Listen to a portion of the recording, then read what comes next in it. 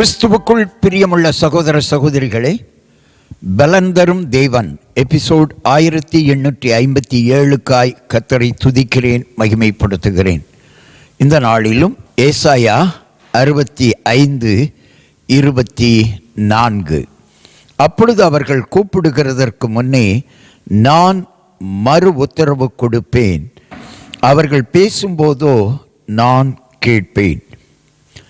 எப்பொழுது ஒரு மனிதன், ஒரு மனுஷி அல்லது ஒரு சந்ததி அல்லது ஒரு ஜனக்கூட்டம் கர்த்தரால் ஆசீர்வதிக்கப்பட்ட சந்ததியாக மாறுகிறார்களோ, கர்த்தரால் ஆசீர்வதிக்கப்பட்ட கூட்டமாக மாறுகிறார்களோ, அன்றைக்கு அவர்கள் ஜெபத்தை ஆண்டவர் கேட்டு பதில் கொடுப்பார். அவர்கள் பேசுகிற பொழுதே ஆண்டவர் கேட்பார். அவர்களுடைய குறைகள் அவர்கள் பேசினாலே ஆண்டவர் கேட்டு விடுவார். ஹல்லேலூயா, க்ளோரி. எத்தனை நன்மை தருகிற ஆண்டவர் பாருங்க, பேசும்போதே கேட்கிற ஆண்டவர். இந்த செய்தியை கேட்டுக்கொண்டிருக்கிற என் அன்பு சகோதரனே, சகோதரியே, உங்கள் வாழ்க்கையில் துன்பமா, துயரமா, வேதனையா, வியாதியா, கண்ணீரா, கலக்கமா, கடனா, கவலையா, முறுமுறுப்புகளா, இவை எதுவாயிருந்தாலும் நீங்கள் உங்கள் ஆதங்கத்தை வெளிப்படுத்துகிறீர்கள் அல்லவா?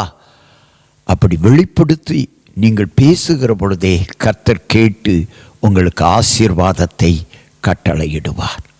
பேசும் பொழுதே கேட்கிற தேவன், பேசும் பொழுதே கேட்கிற தேவன். கேட்பது மாத்திரமல்ல, அதற்கு தக்க பதிலையும் தருகிறவர். நீங்கள் என்ன செய்ய வேண்டும்? ஆண்டவரிடத்தில் வாருங்கள், அவர் சந்ததியாய் மாறுங்கள். வாருங்கள், ஆண்டவரின் சந்ததியாய் மாறுங்கள். கண்களை மூடி ஜெபிக்கலாம். எங்களை நேசிக்கிற நல்ல தகப்பனே, யார் யார் இன்றைக்கு உம்முடைய சந்ததியாய் மாறியிருக்கிறார்களோ, வந்திருக்கிறார்களோ, அவர்கள் எல்லாரையும் ஆசீர்வதிக்கிற தேவன், உம்முடைய பிள்ளைகளையும் ஆசீர்வதிப்பீராக. விசேஷமாக ஆண்டவரே, எங்களுடைய திருச்சபையை ஆமேன் ஆமேன் ஆமேன் இம்மட்டுமாய் நீர் நடத்தி கொண்டு வருகிற தயவுக்காக ஸ்தோத்திரம். 10 ஆண்டுகளை காண செய்திருக்கிறீரப்பா, உமக்கு நன்றி செலுத்துகின்றோம்.